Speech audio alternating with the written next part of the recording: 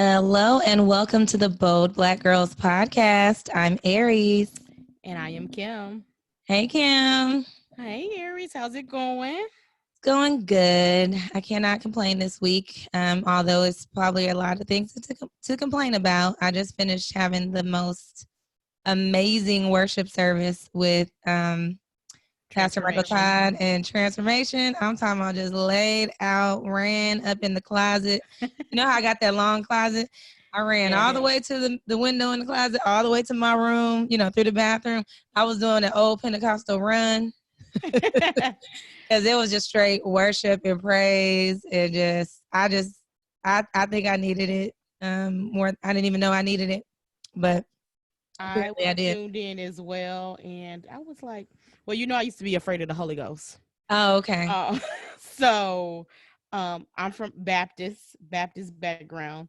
And where we would sit all the time, this one lady would always catch the Holy Ghost. And it would just, I guess maybe that's why I'm paranoid too.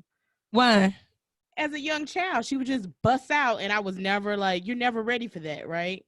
And I didn't understand the Holy Ghost at the time. And I'm just like, oh my gosh, she is all over the place and just hands going everywhere. And it made me uncomfortable, but now I understand it, right? Right. Well, see, I grew up in a Pentecostal church, so I came in there, hand clapping, foot stomping, tongue talking, running, shouting, screaming, hollering, all that. It was just like how we were brought up. So I realized how much it affects me because there was just a moment where he sang this one song and I knew, I was like, oh, he not preaching today. Like the spirit took over, like that whole stage, people was just laid out on their knees, everything. So anyway, yeah. So it was amazing. Angela was also there. So she had hit me up and we were like, girl, I said, I got one eyebrow on. I was calling myself putting some makeup on. I got stopped at one eyebrow and then that was that. But yeah, so it was cool. How was your week? Week was not bad. Week 2 at the new job, still learning, Yeah. Someone reached out, hey, do you miss your old job? No, not necessarily. I said I don't. You have to evolve, and some chapters you just close. And while I miss the people, I don't necessarily miss the past. Good. That lets you know that you're in the right place.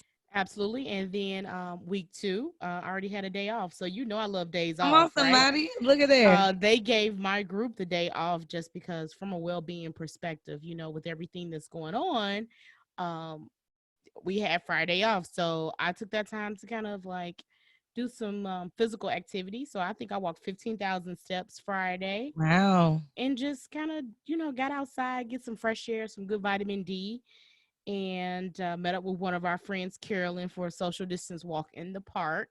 I had somebody laughing about that because I said, they know their friend because they didn't even ask me. We did ask you. Y'all did not ask me. I said we did. I wouldn't have came anyways, but I'm just saying. I asked you, and then you said it was Thursday. I said Carolyn and I are gonna meet up. No. And you said nope. You said I have a meeting on Friday. I did. I did ask you. No. I don't remember that at all. I remember that. I don't remember. And you was that like, at all. no, I can't make it anyway because I'm busy on Friday. You said I don't remember that. I don't remember that at all. I totally don't remember any of this conversation. Are you sure it was me? Yes. Maybe it was one of our other friends. No, you're the only one. I don't remember that, but I'm glad y'all got to walk because I definitely did not. What was I doing? I did have stuff. Exactly. You had a meeting, which validates my point that I asked. And you said you were busy. Anyways, I don't remember. But yeah, I did walk. I got on the treadmill this morning. Good. While I was attending church. So I did some double duty. I'm trying to get it together. Just slowly but surely. I'm not at the 4-mile mark like you, but I am progressing. Well, you did a detox, so I did. I'm not there. I think my strengths are physical fitness. I struggle with I don't eat bad, but just probably not being consistent on eating intentionally eating healthy, right? Right. Intentionally, like a juice Because cleanse you or a eat detox. quality food. You eat I really quality do. food. It mostly is probably like what, sweets? Is that your, Mm, what would be and your, I have my moments, right? So I have my moments when it's like Cookie Society. Shout out to Cookie Society. yes, Black owned? Um, yep, very great cookies, better than Tiff's treats out here in I like Dallas. Tiff treats. I don't. It has an aftertaste. It does. Thank you, Kim. Thank you. Because I think it was Angela or them, one of the girls. And I was just like, I don't like Tiff's treats. I think Michael too. It was a couple people that like, they're like, yeah, just, I'm like, it's something. And that's because you used to work at Miss Fields, didn't you? Because I got Well, that Miss Fields back in them days. Back yes, in the I day, sure Miss did. Fields. I Yes. used to love Miss Fields. So when I taste it, I taste that aftertaste thing, whatever it is. I don't know. Don't It know what just it is. doesn't do right by It's me. yeah. But yeah, And I'm not a person that wastes my calories on any type of dessert. exactly. So if I'm gonna eat something, it's gonna be quality, and I'm gonna go all out, and I that's my love it. problem. Hey, I'm the same way. I did want to touch on something really quickly before we get into the real meat of the episode today. Yes. Last Sunday, talk about a church service. Was it that Sunday or was a, Saturday? Was it that was Sunday? was it Saturday? I Saturday. can't remember. It was Okay. Saturday, last Saturday. Because I had to cut our episode short so we can get Sure to did. the Yes. Erica Badu and Jill Scott verses. And when I tell you, it did not. It was so good. It was like church. It really was like heaven on earth. I felt like that was just like a nugget from God that just was like, y'all, let me give you some joy today. The Yes. love, the way those women, queens, just gave us all of, they exuded it off of the screen, whatever you were They looking really did. at. I'm personally connected to Jill Scott because of I found her like in '99. This guy that I used to work with used to sell bootleg CDs. And he was like, you would like this girl. Because I used to patronize him all the time with music and stuff. And I was like, whoa, I love her. And at the time I was, with the love of my life at 19 years old. And her music was our theme song. That was our love music, And Right. so every time I think about her, I do, that comes across my mind. But come across my mind, you just run across my mind. So anyway, I love Jill. She's also an Aries woman. So it's just a lot about the way that her poetic, lyrics and the way that she just is vulnerable and open in her songs. Same thing with Erica, because I found Erica in college just 2 years before that. And that reminds me of a time in my life too, that whole On and On, that whole album. It was just beautiful, and they just loved each other and loved on each other, and it was Really just did. There were a couple of things that I got from that, like vibe and energy. That's real, right? I feel like you can feel their energy, and you could yes, feel it through, like you said, virtually. You could definitely feel it. And what I love was two Black women not competing, right? It's yes, enough room for all of us, and just really honoring each other and supporting each other. Like, hey, I really like this song, and you introduced me to them, and then I was able to get on this song. So I yes, just felt like it was a sisterhood as well. And it was like, I think I have adult ADD. So for me to tune in the entire duration, that said a lot, because that whole Nelly and it does Ludacris, for I you, wasn't interested. girl. The Teddy Riley, but that caught my attention, and it kept my attention. What that did for me, it gave me joy. Like, it was a joyous moment. I was just smiling. I was at home by myself. I had a glass of wine. I'm sitting on my couch. I put the music in my little speaker and everything. And it was an experience. It It felt like an was. experience. And I feel like as Black women, we're so used to seeing us fighting each other and stuff like that on reality TV, and you got my man Yep. and blah, blah, blah. And it's like, Yep. honestly, a lot of the women that I have in my life, we love each other. And that is what they showed was what we needed right now. Yep. Just the love amongst these women. I agree. When Erica's battery died on her. That's the only technical difficulty, by the way. Only. Her battery died. Jill played her song. She popped right back in, and everything was back to normal like nothing. I said, why is it that the women, the only women that have been on the verses, we have had no technical difficulties. The music sounded perfect.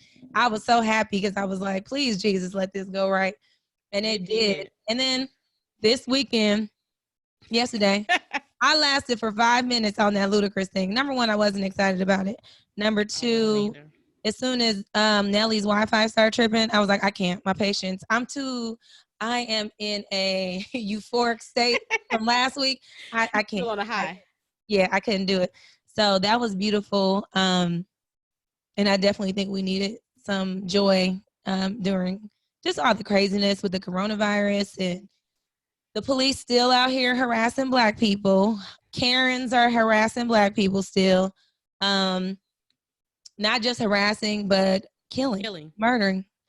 Breonna Taylor is a story that had been brought to our attention last week, and how her and her boyfriend were in the house by themselves doing their whatever they do, and the police just burst in there. The boyfriend shot through the door, I believe, according to the story, like he was protecting their home, Right. And then the police ended up shooting her 8 times. Oh my God. Dead. He's in jail for attempted something, and they were serving a warrant on the wrong house. So wrong address. Should he be in jail if that's the case? Exactly. That was their error. And I want more accountability and ownership. It's getting frustrating. I mean, one of our friends, Lee Merritt, we've talked about him before. He's been like the face of all these cases. He's here in Dallas. All of these cases where the police are killing us. And I want to say, for anyone who is not Black and listening, please be aware of these type of stories that are happening in the world. It's not just happening to the Black community. It's happening in our country, in our cities, in our world. And if you should be aware, especially when you have Black coworkers that you come into on Monday saying, hey, how was your weekend? And we are depressed at times. There are times where I'm just like, I'm just sick of the police killing us. Like, I'm tired of this. And there's no justifiable reason of like, well, if you're not doing anything wrong, that don't have nothing to do with this. They are literally coming into your home while you're eating ice cream, while you're hanging out watching TV, while you're playing video games, while you're running us. These are 3 times that we just that came that were public, where the police came into somebody's house and killed them while they were minding their business. Black people. We can't even mind our business. We just got through talking about Ahmaud Arbery and these people who felt like they just need to go serve justice for nothing. In that case, it's just it's just worse when these facts are coming out where he did absolutely nothing, and somebody decided they wanted to go on this lynching spree and hunt him down like he's a dog, And so I think when you are dealing with people who are racists, I don't think there's really I don't know if there's a way to, only God could probably change their hearts to do that. I'm not going to be that person who'll be standing there in front of a racist like, don't be racist. Nothing's going to change that. Yeah. I think we just need to show that as a country is something that we all care. This is not a Black person problem. This is something where people are looking at us as if we are not human. Our lives, this is the part where we talk about Black Lives Matter. We don't want to hear about no blue lives and no brown, no other lives at this time, because the blue life took a Black life. Exactly. And so, yes, we all should care about the human race, but these are not humans that are coming in and killing us. So I really think that it affects us mentally, emotionally. It's something where around. And it's like in our internet world, we're getting it passed around all the time. Like, these videos are coming up and it's like, I just can't look at this video this week. Like, there's sometimes I'm like, I can't click on it. I can't. Or I need to disconnect from social media because that's what I know I will see, right? And so just kind of managing that whole mental well-being and kind of going into what our theme is for this month. mental health. Exactly. And I think that, it's particularly more stressful for as a Black person living in our country. And I agree. that the history, we already know what the history is. These are things happening every day. I have to talk to my children about these things, my sons that are going to grow up. And I told LJ, I was just like, I know sometimes you probably think like, dang, like people just like, you just born Black and people just hate you just Just just because of your because. skin. And I'm like, our job is to be, this is why I think Black people are so close to God, because it's like we got to have a source that Yep. sees us different than everybody else. God, the I way he agree. sees us is not how other They people see us. see Yes. us. Exactly. And so that is my kind of saving grace is I know who I am in him. But at the same time, it's like, okay, God, like we don't know how this is gonna, Help us kind of, through this, right? And yes. we can lean on him, but we also have to be realistic that we might need to seek therapy. We might need to figure out what are some ways to cope with all of this, because this is a Yes, lot. it I is. mean, it's like week after week, month after month. It's like a band-aid. You start healing and then they snatch it off again. So Exactly. So that's kind of where we're going today. With this being Mental Health Awareness Month, we do have a special guest that will be joining us. I interviewed her a long time ago on my other podcast. So I'm really excited about bringing her. She came to our live event last year. But we've been saying we wanted to get her on the show, and no better time really than Mental Health Awareness Month and the Bold Black Girl podcast, because she's a bold Black girl she really herself. is. She has a group on Facebook for mothers called Village Moms, supporting moms through this journey, of In all motherhood, phases and stages. all phases and stages, from newborn babies to teenagers and all that good stuff. So we are going to bring her to you. So give me one moment and she will be here. The next face you see will be Alisha Woodall. All right. So now that we are back, we have Alisha Woodall with us. So welcome, Alisha. We were just talking about mental well-being. So we thought that we wanted to invite you because we've been dying to have you on the podcast. Yes, we And this have. was the perfect moment. It's mental health. And we're dealing with a lot now with this COVID-19. So Mm-hmm. welcome. Thank you. Let's talk about how I think we all were introduced. We were a part of this club. Was it the Conversation Club? Yeah, the Conversation Club. Right. And so I think we had a few meetups, and Tam Bond was the one who had kind of coordinated it. Mm-hmm. And we ended up in Broken Bow, Oklahoma at some beautiful cabins. And Yeah. that's the first time we would see each other, right? And then we kept seeing each other across Dallas, like all of us at different events. Right. Yeah, I think I met Aries before at another event, and then I met you formally in the cabins. Yes. But I knew Aries earlier. Yeah. Everyone knows Aries. She's well known around town. She's a popular person. She really is. Yeah. Social butterfly, that's all. That's good. It really is. Well, we're glad to have you. Tell people who you are, how long you've been in the business, kind of the difference, I guess, between what you do and I guess what other people would call, therapists, psychologists, psychiatrists. Like what area are you in? Yeah, so I'm Alisha Woodall, LPC, and I've been in practice for 15 years now, which seems crazy to say because I'm only 20, so I don't know how that worked out. And you look like it too. But no, I've been practicing here in Dallas for about 15 years, and my practice focuses on heightened self-awareness. So there's all different types of therapy that you can go to and different types of therapists. And when you look at their website, you look at like their ideology and what their focus is. My focus is on helping people understand themselves better so that they can operate at their ideal level, the optimal level. And the only way that we can really practice self-care and know ourselves well enough to do that is through introspection. And so self-awareness, heightened self-awareness gives you that introspection to make the changes you want to make. A lot of times when we want to make changes in our lives, one of the first steps that we miss is that evaluation process. And you have to really dig deep to understand what it is you're working with. Anytime you're going to do something like that, You have to understand what it is I'm working with. I use the analogy of like a garage, cleaning out your garage. You have to kind of assess, okay, I'm gonna put these things over here, this needs to go over here, but you have to work your way through it. And so therapy at Finding the Foundation is all about working through those pieces and putting them together collectively in nice spaces where they make sense. And now we can function at a different rate because we've made sense of the mess, so to speak. I love that. I do too, because I was just literally cleaning out my garage. So before this podcast, I was like, what do I need to get rid of and what do I need to keep? So I'm going to leverage that analogy just in general of my own personal introspection. Really, and it's one of the things I recommend for introspection and therapeutic things that you can do for yourself is cleaning out spaces, cleaning out garages, cleaning out even drawers.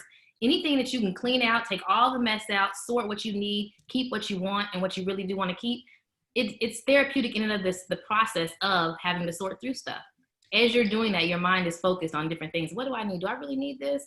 And not. And so it doesn't seem like you're working on self, but it actually is a very introspective process. And it's funny that you say that because when I get, like if my house gets cluttery, I get overwhelmed. Like I'll be like, everything, shut down. You know, it gets too much. And like it's times where me and my mom kind of have this code now where it's been good because I haven't had to call her in a while. So that let me know I'm keeping my space tidy. Especially with all this going on, I've been keeping it together. But usually when we were in the real world, you know, the old BC, right? I was running the work and the kids and this and games and all that stuff. And the house would just kind of grow from the inside. Right. Yeah. And I would call my mom. I'll be like, I'm overwhelmed. And she'd be like, I'm on my way. And she'll just come help me like clean out my closet or wash some clothes or something. And I'll be like, okay. It's a big difference. And most people that function in clean spaces, that's why it helps you. I'm not saying I'm not the tidiest, right? It doesn't have to be rigid to where you're like this anal person. But when your spaces are tidier and less, cluttered, you feel that mentally. And so it really is a good process to just go through and clean some things out every now and again. Drawers that you haven't looked into. I like that. I had actually thought about that. Some of those kitchen drawers where you just throw everything in and then where you're looking for things and you're like, I can't find anything. And it is frustrating. I'm the same way, but my mother needs help herself. So she definitely can't help me. Aries has a very good mom who comes by to help her, but I think that's her personality. She's definitely, because her mom was like that. That's just kind of her. I think it helps her. She probably doesn't know that's what's happening, but what you just said, Alisha, like it helps her keep her space clear. When her house is clean, she feels clear, of mind. So that's what the practice is all about, helping people have that heightened self-awareness. It's not about advice, which is, I love making sure people understand that therapy is not advice, or at least some people it might be. For some practices, it might be. It's at Finding the Foundation with me, it is not about giving advice and telling you how to live your life. I do believe that everyone comes into the office with all of the answers that they need, and that my job is to help you sort that out to where it makes sense and it's clear to you. Those are not things, you're not walking away with Alisha thoughts. Alisha told me this is how I should live my life. Alisha said this is how I should go. And if ever I hear someone who says, well, because of what you said, no, it's what you said that I helped illuminate for you. So you have to have your own power too as well. Because if you go into a therapeutic process and you believe everything was fixed by that therapist, that's another way of enabling. You haven't enabled yourself to have your own power. The power is in your choice to come. The power is in your choice to give up your whatever hour part of the day to come and sit and talk about yourself and recognize that I did that work, not the therapist. She's not some all-knowing person who knows how to make my life better, because I don't. I call that a God mentality, and I don't have that. So, and I'm not nothing against those who function in that way, but that's just not how I practice. My practice is about you understanding yourself through your words, not mine. Well, look at us over here getting therapy for the bold Black girls. I feel like we're in a therapy session, and we had talked about having you on the podcast maybe more frequently for mental health, because I think one of the questions I have is, one, who should seek therapy and how often should we seek therapy? And I say everyone. That's always shocks people when I say everyone should receive therapy at some point. And everyone should have a therapist on their Rolodex of professionals. You have a dentist, you have your primary care physician, you have your gynecologist, you have all these, your dermatologist, all of these other, even your eyebrow person, right? Like you have somebody that does these things. The manicurist. We have someone for everything. Our lawn, the pool guy. Why wouldn't we have someone that is responsible for helping us through the most important aspect of ourselves, which is your mind, your mentality? It functions everything else. And to think that that's the one thing we wouldn't maintenance has always been interesting to me. It's like having a luxury vehicle and not going to get it maintenance, right? You just have this nice car, but you're not doing anything with the oil changes, anything with looking at the maintenance of the vehicle itself. You're ignoring the most important part. So it could look nice, but then it doesn't function well because you haven't been taking care of it. You are dropping some gems. Do you think that the Black community has kind of rejected therapy because of our experience, you know, here in this country, and keeping our business to ourselves was very like, I know in my family, it's like, that is a death, you know, wish. You do not tell, you don't air your dirty laundry. You don't tell nobody else outside of this house what's going on in here for various reasons. Some were just protecting, you know, safety and all that kind of stuff. Do you think that could be some of the reasons why we've been so, because I feel like you hear your white friends be like, yeah, my therapist said this and that. And it was like, okay, like, what is that? You know, so where do you feel like that kind of came from with us? Well, and like you were saying, historically, that was a very valid concern, because primarily there weren't a lot of Black therapists. You know, even, you know, almost 2 decades ago when I started in this field and practicing in this industry, typically when I went places, I was the one Black female in the room in the midst of other non-Black therapists. And so you think about, you go back, you know, further than me, there were probably even less than that one person in the room. And so it didn't even feel right to those in the community to go and sit in front of somebody who's not of your community, who doesn't understand what we do and how we do it, or why we have certain motivations. And so it made sense that wasn't a safe space. Therapy has to be a safe space. And if I don't feel I'm sitting in front of someone that's safe to tell my deepest, darkest too, then it's a pointless hour. I've wasted an hour still fronting and pretending because I can't be myself in that space. And so for the Black community, I think that's a valid concern decades ago, but we've come so far now. I mean, now it's just so many therapists. I look around, there's young therapists and older therapists, and they're Black, and therapy that says, you know, therapy for Black girls, where it says clearly, there's no mistaking, this is for you. And that's just leaps and bounds in the last decade alone. We've made those changes. And so we're slowly getting there because you have people that are able to go and sit in offices with myself and people that look like them. I ask people, you know, what brought you in? How'd you find my practice? And 9 times out of 10, when it's a woman, I Googled Black woman. I Googled Black therapist, Black female therapist. That is what they're searching for. Also, 10 years ago on my website, I didn't have a picture of me up. It was just, this is my practice. You come and see me. And then once you get there, you're like, hi, it's me.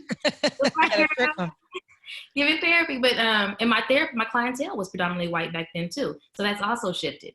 I used to have 90% white or other, and now that's completely flipped. I still have, you know, non-Black clientele, but primarily I'm being sought out by Black people. Wow. And I am actually the same. Like, I will go out there and I search for a Black therapist too, because I feel like they'll relate with me better. They'll be able to better understand where I'm coming from.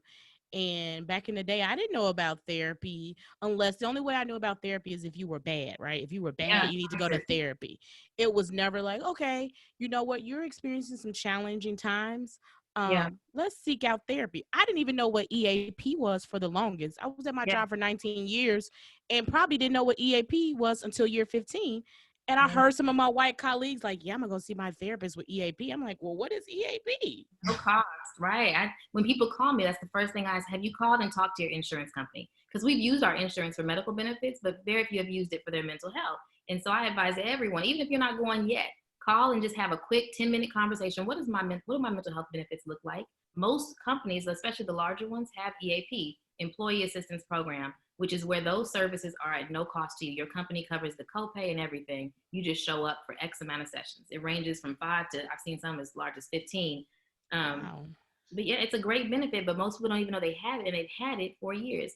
It's like right up under dentistry. You know, people don't use those benefits like they should. Therapy is right up under there as far as being used, and behavioral health benefits.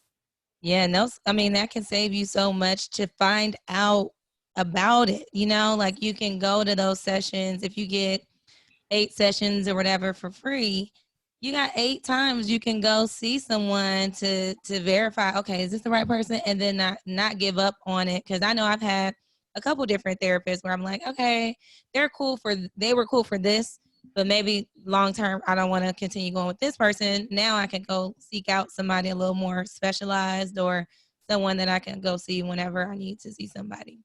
And that's That's another hard part for us in, in the Black community and in general, finding a therapist. It's not as easy as just going to a doctor, right? You just go, he's a doctor, he's qualified, he can tell me if this is the flu or not. With therapy, it is much more, in my opinion, about an energy exchange. Does this feel good to me? Does this feel like a safe space? Does this person vibe with me? And these are words that we can say and understand, right? Energy and vibe. Right. And, as therapists, I don't take it personally if we don't vibe. It's okay. Find someone else that you do vibe with so you can spend this time wisely versus pretending that you vibe with me because you don't want to hurt my feelings. It doesn't hurt my feelings if you don't come back. I want you to go somewhere where you feel safe and you can actually talk through these things. But that's the harder part. You go to a bad one or a situation where you don't like it, and you're like, man, bump therapy. I don't like it. It wasn't right. She wasn't right. She was eating while I was talking. She was ignoring me. She fell asleep. I've heard all of these things. And so, wait a minute. Yeah. But we be tired though. For all the therapists that have not at all, we be tired. Don't come in there at 7 o'clock and have a whole bunch of problems. It's hard. But you have a bad experience and then you're like, never mind, and period. And you'll go without, trying someone else. So it can be difficult, but the EAP, to your point, helps you with that. Here's a couple of sessions to see if this fits right for you. And if not, try somebody different. Don't give up on the process because that happens way too often where it's a bad experience and that just taints the whole thing. Therapy is a bunch of junk. I'm not going back. Right. It's a circuit. And what I've found too is like my EAP, we could use it for different instances. Like for instance, okay, I'm struggling at work, right? I'm struggling in a relationship. So you really could get away with quite a few sessions if you really are experiencing those things. So don't think that it's only one time, 8 instances. You can use it for different scenarios, right? Like your kids too. Different episodes. Go ahead. I'm sorry.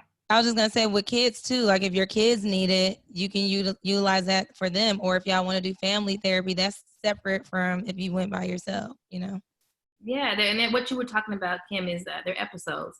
So like if you start that EAP process and what brought you in was stress at work, right? And then you've discovered in that 5 sessions that what's really going on with me is I'm having some marital problems at home that are trickling over to work. Now that's a whole different episode because now we're talking about marital issues. And so it's not necessarily that you're manipulating the system, except that this is a different situation that I now need to address.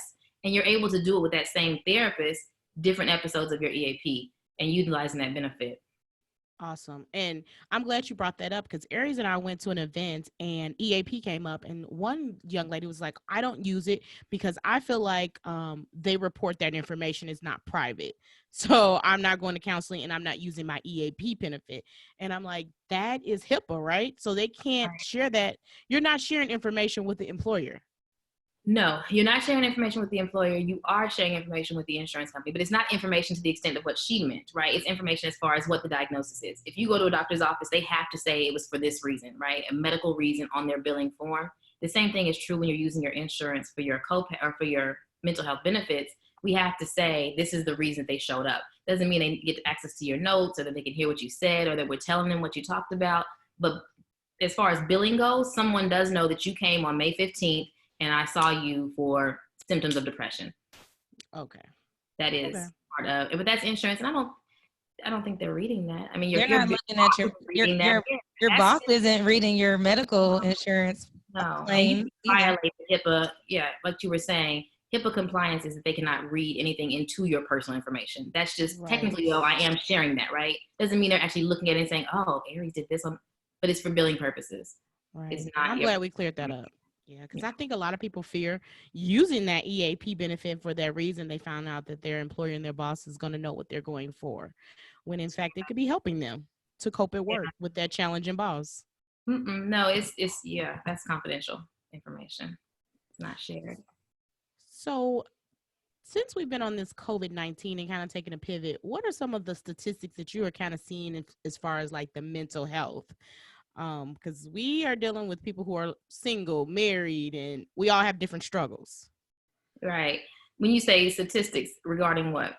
Well, so those who are single and alone, maybe abuse, emotional abuse. So I know we have seen increased numbers in child abuse, emotional abuse, and even I want to say suicide. Yeah. And so, and the way it's being reported is that these things are because of COVID, whereas there's just that COVID kind of highlights and illuminates the fact that they even exist. So somebody who may commit suicide or even have more suicidal thoughts during this time it's exasperated. They may have had those depressive thoughts prior to the situation, but now I'm cooped up in my house all day. I can't go to work and see my work husband or wife or whatever, or the things that normally kind of kept me afloat. I can't do my normal lunch routine that I normally do. Those things have changed and taken away my coping tools. And so now you're seeing more of those suicidal ideations because they have less tools to work with. But definitely an uprise in depression, uprise in anxiety, because anxiety, as we know, is just the fear, not even the fear, but the overconsumption of thoughts of what's going to happen in the future. And when that's unknown, that can be overwhelming, right? Because I'm thinking about what's going to happen in the future, but I have zero information to do with that. So I get nervous. Am I going to keep my job? Will my kids be able to go to school? Who's going to pay for this? And all of these thoughts start rambling on. For some people, it becomes uncontrollable. And so when we talk about anxiety, all of that isn't clinical. Anxiety is a very normal function. If we think about what's going to happen tomorrow, how's it going to go today? I had a little anxiety. How's it going to go? I hope it goes well. I hope they ask me questions that I have answers to. That's an anxious thought, but it doesn't to the point where I'm not eating, not to the point where I can't function. That's when it becomes clinical and debilitating. And I think it's important that we differentiate. There's clinical depression and there's depressive thoughts, right? If something happens in my life that didn't make me happy, I'm now in a depressed state of mind. Doesn't mean I'm depressed. And so we really have to be clear about those terminologies when we're using them, because we use them very interchangeably. And they're just not always the case. We all function up and down that spectrum, right? That is so true. I'm glad I'm over you here taking clarified notes. that. Depressed state of mind. I'm glad, because that is so true. You'll get people who they kind of claim things when that's not necessarily the case. They might be going through something, and then they'll be like, I have depression. No, you're depressed right now because you lost your job. You know, everybody gets in that mode when you lose your job. You know, like that's a common feeling. So I know for me, like, you know, I've been through the job loss thing a couple times. And so like, I've learned a lot of different ways to not be depressed during those anymore, because I kind of went through some things and I'm like, you know what? It ain't even all that serious. Like that fear and all that what was making me depressed during that time, it really wasn't what I thought it was. And so now I find people call me, you know, and they'll just be like, how did you get through this? You know, or whatever. And it's, you know, so there's ways to get through it. It's just kind of finding those, like you said, coping mechanisms, or talking to somebody else who's been through it, or talking to a therapist. Right. And learning what works for you. But I think also is really important is understanding that it's not a bad thing to feel feelings, right? You think about emotions on a spectrum, and us being in the middle most of the time, which is kind of just doing okay, we're cool. You know, we can fluctuate anywhere on that spectrum at any point in time within one given day. This morning, I could have woke up skipping to the loo, you know, the birds is out, the sun is shining. And then I got there and realized my car has problems and I don't have $800 for that. Now, all of a sudden, I've gone from a level 8 feeling great to a level 5. That's not depression. It's a depressed, meaning went down. My mood has gone down from what it was earlier. And so now I'm in a depressed state. Now I have money issues I got to think about. That's causing me to have even more of a depressed state, but it doesn't mean that it's depression. Depression would be more clinical if I weren't functioning because of it. I'm just sitting here, I'm not eating, I'm not cleaning myself, I'm not doing what I need to do to get my work. Those type of behaviors is when we function in the clinical depression state. And that's very different than having a depressed state of mind, which is also very normal. Like, so glad you broke that up. Thank you. Yeah, depressed state and depression are not synonymous. Because I can imagine there's a lot of people in a depressed state right now, with 33 million people applying for unemployment and dealing with the coronavirus, and if anybody in their family has it and all that kind of stuff, you know, it could definitely put you in that state. But just knowing that that's not, you don't have to stay in that state. You can fluctuate. Now, not to say that it can't get you to a place to where you are now clinically depressed, because this has gone on for a long period of time and it's not improving. There are no coping tools being used and you're declining in your functionality. And that's the main way to look for it. Is my functioning declining? Is that changing? And when those things start changing, especially at a rapid rate in several different facets of your life, then you can, you know, you may want to talk to someone about, I may be having more of a clinical depression or more of a depression than just a depressed state of mind. Should anxiety and depression be hereditary? They can be. I mean, well, and so there's logic on both sides of that, hereditary and, you know, the whole nature versus nurture type of thing, right? So the way that we learn to see functioning from our parents could definitely be passed on, as well as from a genetic perspective as well. There's research there, but modeling behaviors, right? How do we typically function with overwhelming emotions? Those things can also be taught generationally, that this is what we do. When you talk about some alcoholic, you know, or substance abuse, it may be a learned behavior that we deal with things in this family via substance abuse. and you see that generations and generations back. So yeah, it can be both. There's research on both sides that it can be based on what you see, but also based on some genetics. That makes sense. Wow, that does. So speaking of this, Aries and I are both single. We have friends who are married. We have single friends. There are friends that are thriving in this pandemic, i.e., myself, and I think Aries. I'm not going to speak for her. Right now, I'm glad to not have a boyfriend. But then there are other people who may be struggling, especially singles who are alone. What are some coping mechanisms for both the single and the married during this pandemic of, I feel lonely, I'm alone, and then I'm the married woman and I'm overwhelmed with everything that I have on my plate between my husband and my kids? Yeah, and so those seems like two different things. So the one is like when you're single, and what do I do with that? Because I'm single alone, and I'm now sad about being single and alone, and that can be really hard because you can't make a person appear. And if that's what your desire is, there is no faking that, right? Like saying, oh well, and there's someone there, make yourself feel like there's someone. Like that's jazz. That doesn't work. But spending that time, if you're able to reconvert that energy to something else, like self. This is some time I want to focus on self, and making it about yourself during this time. Like it's isolated time to think about myself, whether that be through journaling. I like doing inventory lists, is what I call them. Those are fun. And that's just essentially where you can pick a nice round number. I like 7. 7 is fun. And have some lists for yourself that you can kind of get some introspection on. How do I function in my relationships? What are the best qualities of me? Just random lists that you want to spend some time thinking about for self, and make them out. And then just go over that list for yourself and consider this time self-time, which is, easier said than done. But when you have no other options, if you're single, you're single. So you have to either make the choice that I'm going to make this time about me, or you can sit there and be like, I'm so single. You got options. You got options here. But I would recommend telling yourself that this is the time I want to focus on me, and then doing things in line with that. Like we talked about earlier, cleaning out some closets, cleaning out some spaces, making room for new things, whether that be love life or just in my house in general. One of the things that I love and that I found during COVID is planting and gardening. There is an uptick in planting and gardening. True. I mean, and I've been reading articles about it, and it's awesome. So I had started getting plants prior to COVID. Like right before COVID, I just got this rush. I turned to a crazy plant lady. And then I'm seeing that there's now groups, Black women that garden, Black women that plant. And there is something very therapeutic in taking care of a living thing, even though it doesn't talk or bark. There's something about, I'm going to make sure that this is nurtured. I'm looking at the leaves to see, are they up? What's wrong with the baby? Is it sad today? Do I need to water it? Right. That in of itself can be helpful. So for those who are struggling and having a hard time living alone, it seems awkward, but get you a plant and give yourself something else to throw yourself into and to see life and to watch life bloom. It's amazing to water something and then watch it be alive and know that I took care of that. And it does something for your spirit and for your mentality to take care of another thing in that way. You don't have to commit to it all. I feel like I'm going to end up doing it because I've been researching raised bed gardens. And so I've been just like watching little YouTube videos and seeing what people are doing, how they're making it, how they're stopping the rabbits from getting in there. Cause that's all I keep thinking about. I'm like, these rabbits don't jump in my stuff. So I'm not a woman with a green thumb, mostly cause I just didn't pay attention to them. My mom has a house full of plants. Like she's been a plant lady my whole life, like flowers, plants, she's into it. Her whole house it's just beautiful in there. But I was like, I kind of want to, and I think this pandemic is making people want to like grow their own food because of different things too. So I'm gonna have to check out the group you were talking about with the Black women gardening and all that. Yeah, I think I went from 1 to 15 in a matter of 90 days. Like I was just addicted, plants and buying different plants, and they help purify the air. There are plants that they say is good for changing energy, and you do the research.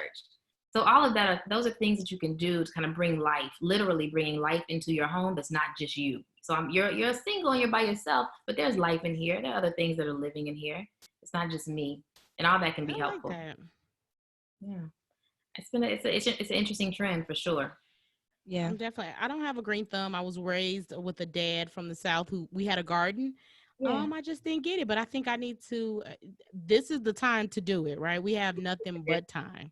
Right. And I think I've spent a lot of my time reading more right? Doing a lot more reading and getting outdoors. So I appreciate you providing that to some people, because I know some people are cooped up in the house. They don't want to come out. They don't want to go for a walk. But I think kind of getting that fresh air, getting some oxygen and some sunshine will help, especially those who are living alone. Absolutely. The gardening part, the outside, now that part, I still struggle with that. I need a landscaper. But once they get it pretty, I will water it. Right. But you're right. Getting outside and doing the gardening, part of that is the sun. You're outside working in the sun. You're putting your hand in the dirt. All of that works something for your mental state as far as therapeutic. Exactly. But the sun is amazing. Like on a bad really day when I is. wake up on a lull, I will go outside in my backyard and just drink it. Drink the sun in. Like let it soak you up. Don't put no shea butter on too and then do it. You're going to charge your battery, okay? If you put on some shea butter or some coconut oil, whatever your reason is, and let the sun do its thing, listen, try it barefoot one day and call me later and tell me how it went. I will, because I love me some that. coconut oil. That's going to be my book. Drink the sun. It's amazing. The earth will charge you. The sun will charge you. The bare feet on the ground will kind of ground you. And just kind of go out there with good intentions. Whatever your hopeful thoughts are for the day, go out there with good intentions and drink that in. And it seems kind of hippy dippy, but I'm a hippie. I'm a hippie too. So I am too. love it. I'm like, oh, I can't wait to do that. Yes, I'm telling you. I want you to text me after you do it because it's gonna be amazing. I am. Well, and Aries is texting me because I told her, I said, yeah, I'm going on a walking date. With who? Where? When? Why? And I'm like, I need air and sun. Like I am getting out. If it's 6 foot social distance, I'm getting out in the sun and I'm walking. Yep. Because that sun helps me. She said, I'm going on a walking meetup. I said, with who? Where? Who is this person? Because obviously we're social distancing. I'm just making sure. I'm like, is this a date? First of all, I was being nosy because I was like, that sounds like dating. This is not the time for me to be dating. Me either. But no, and also there's some people who kind of where I heard that first about the like barefoot in the grass kind of thing. Some yogis, of course, because I do yoga stuff, but like they're like, that's a great place to like do your sun salutations, that stuff like that. So I've heard people talk about like grounding yourself in the earth, in the beginning of the day. So I'm gonna try it. I'm gonna do it. I'm doing it tomorrow. Yeah, and creating your own mantra. The mantras don't have to be created by some deity or some, high official person. It could be your own thing. This week I'm gonna be bomb. This week I'm gonna be a bomb. Whatever it is for you that fits your lifestyle and your personality, let that 1 or 2 liners be your mantra. We can create our own mantras and then allow that to be what your first driving thought is in the morning. So, you get up, you go out there, you drink in some sun, you have a personal mantra, a personal thought that you want to soak into your life, into your spirit, and let that be that. Doesn't require a professional to create that for you. It's a 1 or 2 sentence. You're a mom, so I know you've been juggling your work and you homeschooling your son. How are you balancing your own situation with your son and your work and this pandemic and how it's changed things? You've had to pivot your business and things like that. Like, how are you balancing all that? Just, am I? That's the question. But making sure that things are at their proper time. So like we have our own little routine that works for us. And it took us a couple of weeks to figure out what that was, so he's going to do a little schoolwork from maybe 9 to 10, something like that. And then he has some free time while I'm getting some work done. He can occupy himself. He's an only child, so his imagination has gone crazy.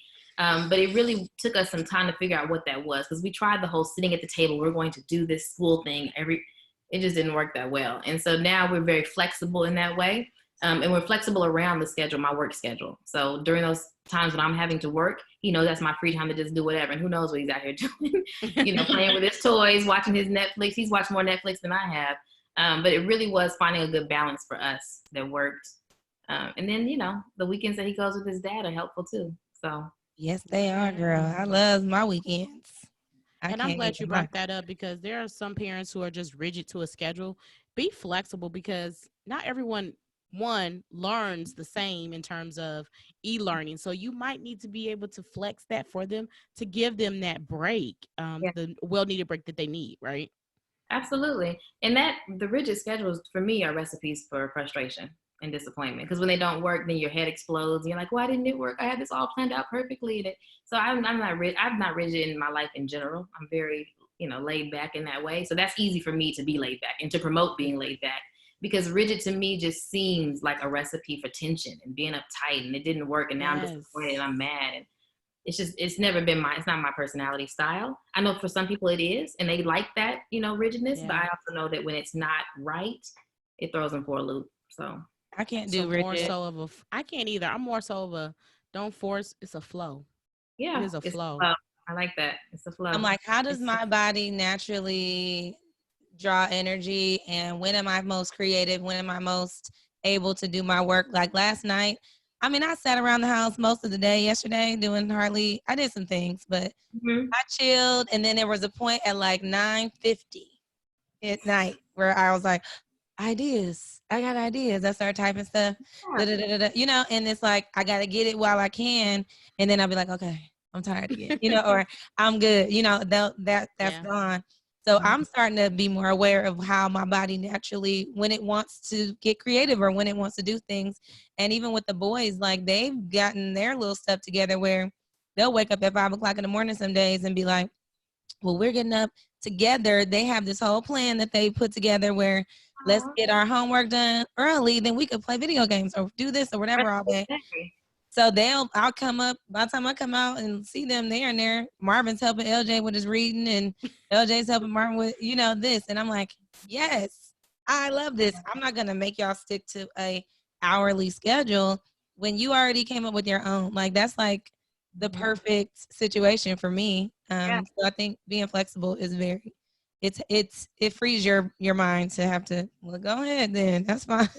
It's one of the benefits of this time period for those who have the luxury of being able to flex that muscle of not having rigid schedule. Someone saying, don't be on the computer by this time. When you have that, most of us aren't used to that. We're used to having all of our lives having to be somewhere at a specific time. I have never been able to wake up to alarm clocks. I don't like it. I can't do it. I just you gotta plan at a time where I can wake up. No, I let my body just wake me up. And so, typically it's around the same time every day, but I don't have an alarm set because it would just drive me crazy to live like that. But this time frame during COVID allows us the opportunity to make your own schedule. What does that look like for your family? So ACE is something: assessing, creating, and then executing, right?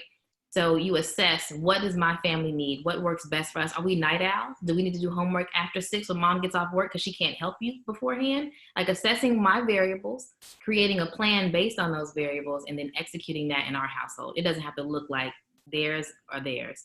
This is what works for us because we've sat down and looked at it and we know this to be true. Marvin wakes up at this time, he needs to do this. You know what I mean? You base it on your specific family members and how your family functions. And then go from there. I love that. We just haven't had that freedom before. It's a very freeing space when you look at it that way. We did ACE and we didn't even know. We were doing it. And I was going to say, Alisha, you had brought up you're an only child. I'm an only child too. So, and I don't like waking up to alarm clocks either. I naturally wake up really early. And Aries and I were talking yesterday, and she had mentioned that her sons, she noticed that they aren't arguing as much or bickering. Yeah.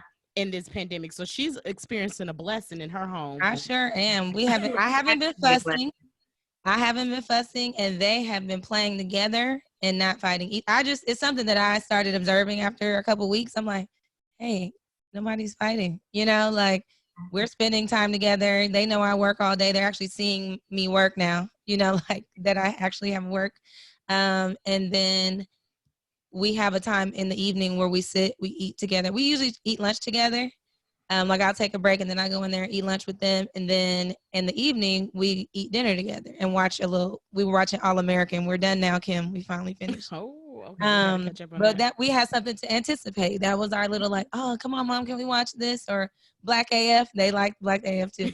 But, and so I definitely feel like, I'm like, this is kind of looking good to me. Like, I'm liking this, whatever this is doing for us, it's working. So, yeah. And that's, talk about spectrums is different in each household, right? So somebody who doesn't have a sibling, that child may be having and we haven't talked a lot about that either. Those kids are having a really hard time. Like my son, he's by himself 90% of the day. As far as kids go, right? He goes outside for the kids in the neighborhood. They're just playing, but not playing together. So they just see each other. So it's a very different experience when there are no siblings in the household for those smaller kids and they're having to entertain themselves. Wow. I didn't even think about that because, like you said, as an only child, I had a wild imagination, and back then we played with toys. Yeah. So I played house a lot, and I don't see kids playing with toys anymore. It's more so electronics. So Right. I don't. Yeah, that imagination is not what it used to be Yeah. Mhm. in terms True. of occupying your mind. Yeah. Yeah. Getting them outside, I think, helps too. I make sure my boys try to get outside every day. Just Yeah. go play basketball, go ride your bike, something to get them out. Because Yeah. I don't want them to get too comfortable with all that, like sitting in the house stuff. I feel like we can do this all day, ladies, I do but we too. cannot. And so that's another reason we're going to start needing to bring you back. Maybe we need to do a quarterly session or something like with. Yes. Fun. I think that'll be good because then we can start thinking about different topics that maybe people have questions about, and we can just address them. Yes. Yeah. We need to get some takeaways here. Let's think about what did we say, Kim? Some books or references or Yeah. So I'm Great book. excited about this book thing. So we talked and you guys said I want some book referrals, and I was like, I got a couple of books, right? And I have some of the more classic books. There's Grieving Mindfully that I think is great for grief, and there's Mastery of Self. We talked about that yesterday, but this book is one that I'm excited about. I'm excited to share it. So I gotta give a disclaimer though. So I have not read this book cover to cover, but I've started it, and when I tell you from what I know of the book, it's dope. okay. I'm about to. This is it. Listen. I'm about to gift y'all with this. It is called Stay Woke. Can you see that? Ooh, stay woke. Yes, I love the title. Who's the author? I think it is Justin Michael Williams. Okay. When we talk about takeaways and things that we could be doing during this COVID time, listen, y'all. He put his heart into this. I'm not ready to cover, so I can't co-sign on everything. I want to be on record for saying that. But for what I have seen, he has done a brilliant job. There are worksheets in here. There are things to help you meditate, things to help you understand how your thought processes work. He did a really good job with this book. I don't know this man, but I'm extremely proud of. Look at that. That is content. You know what I mean? That is. I'm excited. Right. We're book readers over here. Add that to our list, Kim. This would be a fun one too, I think, to do with a friend, like a book club maybe, or even with a friend, because it just walks you through so many awesome techniques. I mean, it's just a really laid out book as far as worksheets and making it functional information. So it's not just here's how to meditate, it's functional information. So when you're stuck in the house, I think this is one to order for sure. And I hesitated to recommend it because I don't like recommending things I haven't read for real, all the way through. But I read a portion of it and he's dope.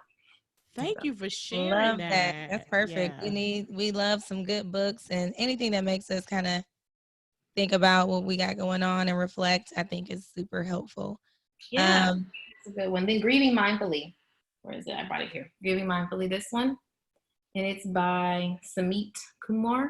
Is it Grieving Mindfully? Grieving Mindfully. Okay. And so a lot of times we think of grief only in the context of death, which is primarily what we think of it in. But there are other things that we lose and that we grieve. A lot of people are grieving their normal lifestyles. They're grieving the routines they had. They're grieving the relationships that they used to have when they were able to go to work. So Grieving Mindfully helps kind of wrap. It's about death for the most part, but when you think of it outside of just that, these principles apply to how to deal with the loss, period. And it's a short read. So it's pretty thin. So it's a short read, only about 140 pages.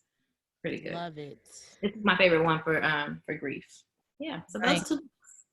Thank you, Alisha. That was good. So that's part of, I guess, I would say our call to action. And I know you are very good at that, probably giving people call to action. So like you said, the introspection, the books. For those who may not have insurance right now because they've lost their job, they don't have that EAP anymore. What can they do to seek therapy or to talk to someone? Yeah, so there are those who offer a sliding scale, and I apologize. I was supposed to get those names for you before today. I can get that to you. So maybe you could add it to your information part. Yes.